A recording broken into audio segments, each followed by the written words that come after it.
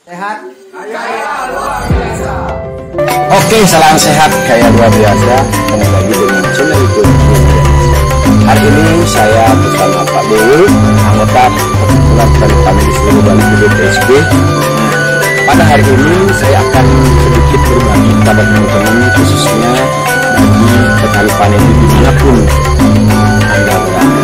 Tentu saya doakan dan saya sendiri berdoa bahwa di hari ini kita bisa sehat, bisa melakukan aktivitas seperti biasa, kebiasaan kita sebagai seorang petani. Tutorial hari ini ada dua sebenarnya yang saya sampaikan kepada sahabat. Pertama, menanam paneli dengan aktivitas rendah. Yang kedua, manfaat daripada kita berkomunitas sebagai petani. Tentu dari beberapa tahun yang lalu kita sudah mulai bagaimana yang namanya petani menerapkan 5K.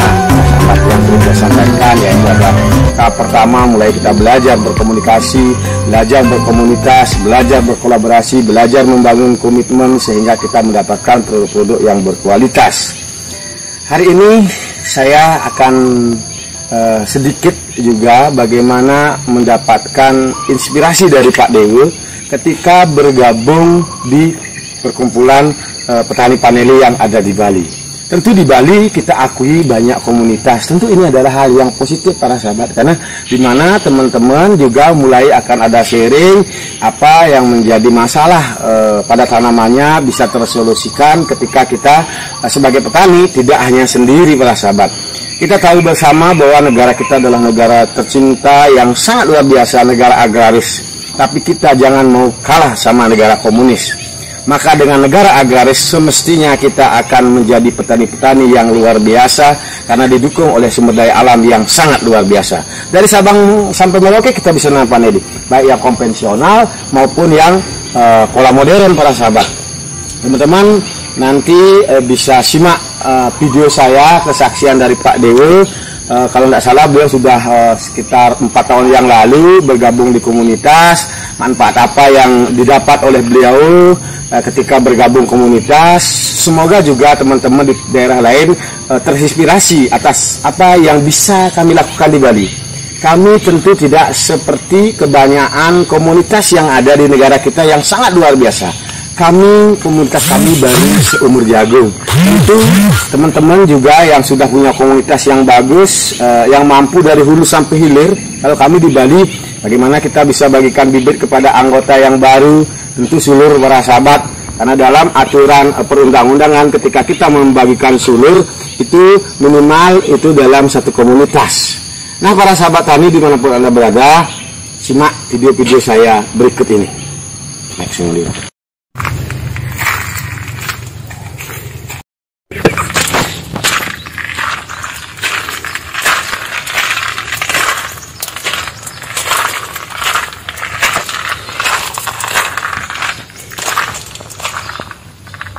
Kita juga mulai belajar berkolaborasi pada sahabat. Nah, jangan kita merasa bahwa ketika kita punya lahan banyak, lahan luas dan tanaman banyak, kita sudah mengklaim diri kita pintar. Karena apa? Itu sudah muncul ego. Mari kita terus berbagi sharing para sahabat. Kenapa demikian? Kalau kita menutup diri bahwa merasa diri kita sudah pintar menjadi petani, tentu ilmu-ilmu yang lain tidak akan masuk para sahabat. Karena orang malu untuk berbagi kepada diri kita sendiri. Nah, kita juga harus mulai belajar seperti yang tadi Pak Dewi sampaikan, saya sampaikan, belajar dari yang lebih tahu dan kita berbagi kepada anak-anak muda, bahkan petani-petani yang belum tahu bahwa panel ini adalah produk ekspor. Tapi tentu PR besar kita sebagai petani di Indonesia adalah bagaimana panel ini bisa kita jadikan produk turunannya dalam negeri para sahabat. Biar kita tidak kebanyakan produk-produk ekspor ketika nanti masalah ekspedisinya macet dan lain sebagainya, kita akan mendapatkan suatu hal yang tidak kita inginkan. Tentu disinilah peran serta kebersamaan baik pemerintah, petani, dan segala elemen masyarakat Indonesia. Marilah kita belajar. Saya sampaikan di akhir video saya ini, negara kadang mengeluarkan banyak biaya untuk melakukan penelitian tentang produk-produk berkualitas unggul dan lain sebagainya, dan hasil daripada profesor dan lain sebagainya. Mari kita lakukan prakteknya, jangan disimpan di bawah kolong meja dan lain sebagainya. Anggaran pemerintah itu sebenarnya sedikit saya tahu, walaupun saya sebagai rakyat banyak. melakukan penelitian-penelitian sehingga anggaran negara juga terkurangi, tapi terkadang hasil penelitian itu tidak dipraktekkan kembali. Hasil penemuannya tidak dieksekusi. Saya walaupun menjadi petani terus fokus di budidaya vanili para sahabat. Kenapa demikian? Bahwa saya yakin kalau orang fokus pasti akan terinspirasi dari apa yang mereka fokusi sehingga kita dapat ilmu baru. Tidak hanya ilmu pertanian tapi bagaimana ilmu kemasyarakatan juga untuk bagaimana memotivasi bahwa negara yang hebat itu adalah negara-negara di mana masyarakatnya terus dia berinovasi, terus dia membangun usaha sehingga banyak orang mendapatkan pekerjaan. Hai, saya ajak sampai saat ini kepada teman-teman yang sudah kuliah, sarjana dan lain sebagainya. Anda adalah orang-orang yang berbiaya, Anda adalah orang-orang berpendidikan, bermodal uang untuk menjadi S1, S2. Tentu akan luar biasa ketika Anda mampu menciptakan suatu usaha kerja sehingga banyak orang berdaya berkat dari apa yang menjadi latar belakang pendidikan tinggi Anda. Jangan Anda gengsi kalau Anda punya S1, S2 untuk menjadi petani. Karena petani itu pekerjaan yang paling mulia. Saya sendiri Wayan Rinaya hanya memiliki S2, SD, dan SMP. Tapi marilah kita belajar untuk bagaimana menyampaikan sesuatu. Pendidikan itu penting para sahabat. Tapi yang lebih penting bagaimana kita melakukan. Saya sesuai dengan apa yang sering saya sampaikan. 4B itu penting. Berbuat, bermanfaat, bersyukur, dan berbagi. Itu adalah hal yang luar biasa. Jangan karena gengsi pendidikan tinggi tidak mau jadi petani. Itulah negeri kita tidak akan pernah maju. Indonesia negara kaya raya. Jangan sampai dikalahkan oleh negara komunis. Bahwa kita di Indonesia negara yang agamis. Malu. Mari kita belajar kepada mereka. Kita tahu RRC 1980 mereka masih miskin. Tapi sekarang menjadi penguat ekonomi dunia para sahabat. Kita cari hal-hal positif dari kebanyakan yang kita anggap negatif. Tentu kita akan menjadi manusia-manusia produktif. Salam sehat, kaya luar biasa, Rinaya DSW Channel. Jangan lupa subscribe, like, dan komennya. Terima kasih. Mantap.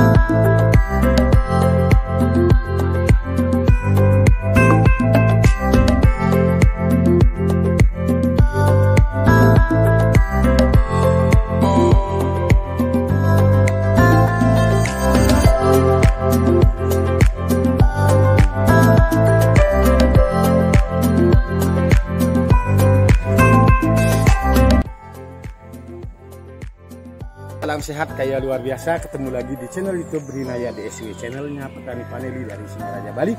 Saya terus belajar dari para petani yang lebih tahu, lebih senior, dan saya wajib berbagi kepada petani-petani yang ingin tahu bagaimana berbudidaya vanili. Tentu dengan kebersamaanlah kita akan mendapatkan ilmu-ilmu pertanian yang terbarukan dan mungkin bisa bersaing dengan skala nasional maupun nanti tingkat internasional. Vanili adalah tanaman emas hijau. Vanili adalah tanaman yang gampang dibudidayakan, tapi tentu harus diiringi dengan perawatan yang maksimal dan tekun para sahabat. Tidak ada petani sukses tanpa proses. Petani-petani sukses adalah petani yang tekun, fokus pada bidangnya masing-masing. Hari ini saya bersama Pak Gede Nase, Pak Gede Nase dari Desa Madenan, Kecamatan Tujukule. Nah, Pak De, bisa diceritakan sudah berapa tahun tanaman vanili ini dan bibitnya dari mana? Kira-kira Pak De udah bagaimana merasakan bahagia atau gimana masalah-masalah tentang budidaya vanili ini, apa kendalanya menurut kita? Bisa dibuka maskernya Pak De, kita dikenal nanti. Ya. Terima kasih. Saya sekarang ini merasa berbahagia sekali kedatangan tamu besar nih dari Pak Wayan Rinaye. Terima kasih banyak. Jadi awal saya menanam vanili ini sudah berapa 2,5 tahun yang pertama ini. Yang sebelahnya ini baru 1,5 tahun. Sisa 1 tahun Pak De ya. Sisa 1 tahun ya. Jadi apa sebabnya saya menanam vanili? Karena saya melihat dari YouTube ya. Melihat vanili itu, karena saya dulu tahun 80 pernah menanam vanili. Dengan dari sana kita bangkit kembali untuk menanam vanili, sehingga ya nanam vanili seperti sekarang ini. Dan bibitnya saya dari Pak Wayan Rinaye 2,5 tahun yang lalu, 2,5 tahun yang lalu. Ya, yang ini 1,5 tahun. Ya, 1,5 tahun. Nah, Pak De, ini dari perkembangan bibit dan lain sebagainya, kira-kira memuaskan nggak Pak bibitnya? Betul Pania 1 Tandan Gana Pak De ya? Ya. Nah, ini teman-teman bisa lihat, ini buktinya, ini bibit didatangkan dari desa kami, Desa Ambengan. Ini lumayan Pak De perawatannya, karena mereka udah pengalaman juga, beliau menjadi petani. Ini teman-teman bisa lihat. Nah, anggap aja ini mungkin kita dapat 2 kilo, ada ya, hampir 3 kilo ya. Mungkin. Nah, 2 kilo lah. Ya, ini teman-teman bisa lihat. Nah, memang dilihat dari tanaman di sini sangat subur sekali, tapi belum maksimal untuk produksinya. Nah, ini mungkin dihadapkan pada cuaca ya Pak De ya. Nah, Pak De bisa diterangkan, kan tiang sendiri buat YouTube untuk bagaimana stressing dan lain sebagainya. Nah, vanili yang berbuah ini teman-teman, Pak De tidak memperlakukan khusus seperti yang mungkin di YouTube lainnya. Mungkin beliau melakukan yang apa saya sampaikan di YouTube saya, bahwa vanili wajib hukumnya hanya dipotong pucuknya Pak De ya? Iya betul. Nah, dipotong pucuknya sehingga di umur 2 tahun lebih sudah ada yang mau mengeluarkan buah seperti ini para sahabat. Ini teman-teman. Buah pemula. Ya, buah pemula ini teman-teman. Nanti teman-teman akan ajak juga melihat beberapa, kurang lebih dari semua tanaman ini berapa jumlahnya Pak De? Kurang lebih. Tajarnya. 700. Nah, tajarnya 700. Nah, anggap kita ada tanaman 700 yang produktif, karena satu tiang anggap satu pohon lah berbuah itu kan. Nanti ini bisa dulu ditanam 4 ada ya? 4 apa 2? 4. Berarti 7 kali 4 sudah ada 2.800 pohon di sini Sulur para sahabat.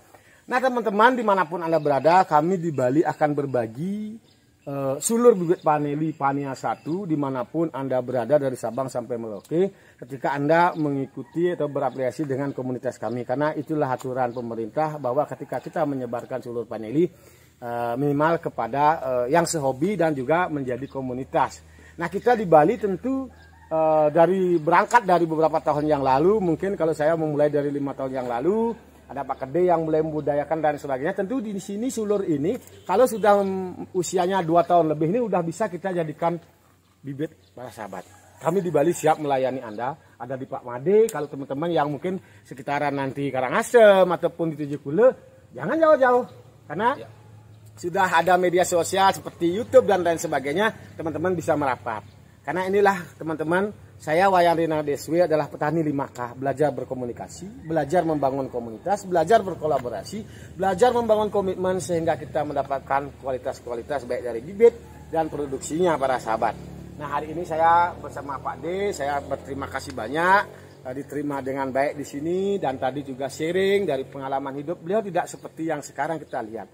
Beliau rumah anak sudah pada sukses bekerja, ada di Denpasar, dan beliau pun di sini juga ada peternakan ayam yang suka cari ayam aduan. Beliau sudah terkenal kalau di Desa Madangan juga menjual bibit-bibit ayam aduan yang super jos, yang tarungnya luar biasa. Selain vanili, beliau juga sebagai peternak. Nah, inilah Pak sahabat, jadi petani, jadi peternak, kalau kita tekuni tentu akan seperti Pak De ya Pak De ya.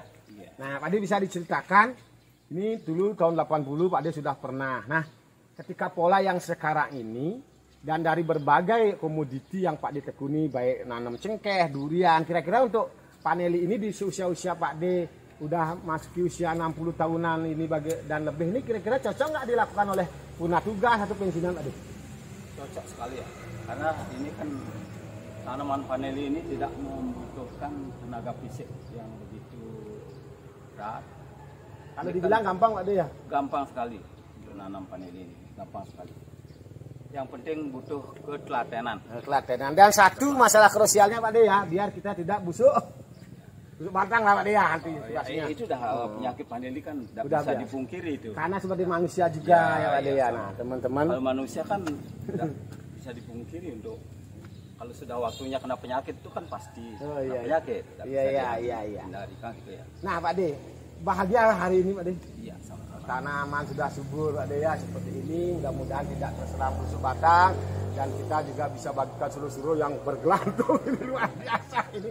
Nanti teman-teman, sulur yang kita bagikan dari Desa Ambengan dan juga teman-teman yang sudah membudidayakan di tempat lain itu tidak ada perubahan sulur besar-besar teman-teman ini bisa lihat. Nah bisa lihat teman-teman ini teman-teman bisa lihat besar-besar sekali dan juga buahnya lumayan besar. Mungkin begitu sharing santai saya hari ini bersama Pak Gede. Nanti saya juga akan buat video ini mengelilingi kebunnya Pak Gede. Teman-teman mudah-mudahan terinspirasi atas sharing santai saya sama Pak Gede. Pak Gede itu dari kecil, bahkan dari kecil udah petani Pak De ya? Iya. Tahun 80-an. Orang tua sudah petani. Orang tua sudah petani. Nah beliau juga mulai bangkit 2,5 tahun yang lalu. Datang ke pondok saya dan ke saudara saya, dia ambil sulur, padahal sedikit sekarang udah banyak tanamannya. Oke. Para sahabat, tentu dalam sharing santai saya ini ada yang tidak berkenan dan mungkin ada orang yang memang para petani lainnya yang memang memiliki keahlian lebih tentang bagaimana berbudidaya vanili. Mari nanti bisa diisi di kolom komennya biar kami, saya sendiri Wayan Ridho DSW bisa berbagi kepada petani-petani pemula sehingga petani pemula sedikit akan mendapatkan masalah karena mereka sudah ada panduan dari awalnya. Oke, next, Rahayu. Di tempat makan ada ketemu Vanili juga, family. Nama Pak? Udah berbunga? Cari bibit berapa tahun? 1,5 tahun? 2 tahun ya? 2 tahun. Nah ini ketemu lagi di tempat makan di Depot Betty. Oke, semoga dengan Vanili banyak family. Rahayu. Luar biasa. Tidak sengaja ini saya masih gigi sakit gini. Ketemu kadek yang nanam Vanili berapa tahun ya? 1,5 tahun sampai 2 tahunan. Itu udah ada belajar berbunga? Udah belajar berbunga mulai tahun ini. Oh, oke. Tidak sengaja saya ketemu kadek di sini di tempat makan namanya di Depot Betty guys. Oke. Ini makanya dengan Vanili kita banyak Vanili. Oke Rahayu, salam sehat. Kayak luar biasa. Rahayu. Jaga tanaman dek. Siap. Dan jaga juga calon istrinya ya. Oke. Ini kadek nanam di Baturiti, Juuk Legi. Oke, yang teman-teman sekitaran Juuk Legi atau Baturiti bisa sharing santai di sana apa pengalamannya kadek bersama bapaknya, ayahnya, dan juga kita bisa nanam juga di sekitaran Baturiti. Oke, kita tidak pernah pencitraan tapi apa adanya dek ya. Nah, ketemu pun tidak sengaja kalau tanaman jelek ya pasti komplain sama bapak ya. Oke, Rahayu. Kita juga mulai belajar berkolaborasi para sahabat. Nah jangan kita merasa bahwa ketika kita punya lahan banyak, lahan luas dan tanaman banyak, kita sudah mengklaim diri kita pintar. Karena apa? Itu sudah muncul ego. Mari kita terus berbagi sharing para sahabat. Kenapa demikian? Kalau kita menutup diri bahwa merasa diri kita sudah pintar menjadi petani, tentu ilmu-ilmu yang lain tidak akan masuk para sahabat. Karena orang malu untuk berbagi kepada diri kita sendiri. Nah kita juga harus mulai belajar seperti yang tadi Pak Dewo sampaikan, saya sampaikan, belajar dari yang lebih tahu dan kita berbagi kepada anak-anak muda bahkan petani-petani yang belum tahu bahwa vanili ini adalah produk ekspor. Tapi tentu PR besar kita sebagai petani di Indonesia adalah bagaimana vanili ini bisa kita jadikan produk turunannya dalam negeri para sahabat. Biar kita tidak kebanyakan produk-produk ekspor ketika nanti masalah ekspedisinya macet dan lain sebagainya kita akan mendapatkan suatu hal yang tidak kita inginkan. Tentu disinilah peran serta kebersamaan baik pemerintah, petani, dan segala elemen masyarakat Indonesia. Marilah kita belajar. Saya sampaikan di akhir video saya ini. Negara kadang mengeluarkan banyak biaya untuk melakukan penelitian tentang produk-produk berkualitas unggul dan lain sebagainya, dan hasil daripada profesor dan lain sebagainya. Mari kita lakukan prakteknya, jangan disimpan di bawah kolong meja dan lain sebagainya. Anggaran pemerintah itu sebenarnya sedikit saya tahu, walaupun saya sebagai rakyat banyak melakukan penelitian-penelitian sehingga anggaran negara juga terkurangi, tapi terkadang hasil penelitian itu tidak dipraktekkan kembali. Hasil penemuannya tidak dieksekusi.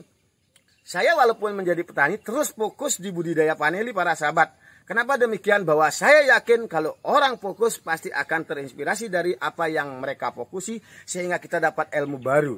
Tidak hanya ilmu pertanian tapi bagaimana ilmu kemasyarakatan juga untuk bagaimana memotivasi bahwa negara yang hebat itu adalah negara-negara di mana masyarakatnya terus dia berinovasi, terus dia membangun usaha sehingga banyak orang mendapatkan pekerjaan. Hai, saya ajak sampai saat ini kepada teman-teman yang sudah kuliah, sarjana dan lain sebagainya. Anda adalah orang-orang yang berbiaya, Anda adalah orang-orang berpendidikan, bermodal uang untuk menjadi S1, S2. Tentu akan luar biasa ketika Anda mampu menciptakan suatu usaha kerja, sehingga banyak orang berdaya berkat dari apa yang menjadi latar belakang pendidikan tinggi Anda. Jangan Anda gengsi kalau Anda punya S1, S2 untuk menjadi petani. Karena petani itu pekerjaan yang paling mulia. Saya sendiri Wayan Rinayu hanya memiliki S2, SD, dan SMP. Tapi marilah kita belajar untuk bagaimana menyampaikan sesuatu. Pendidikan itu penting para sahabat. Tapi yang lebih penting bagaimana kita melakukan. Saya sesuai dengan apa yang sering saya sampaikan. 4B itu penting. Berbuat, bermanfaat, bersyukur, dan berbagi. Itu adalah hal yang luar biasa.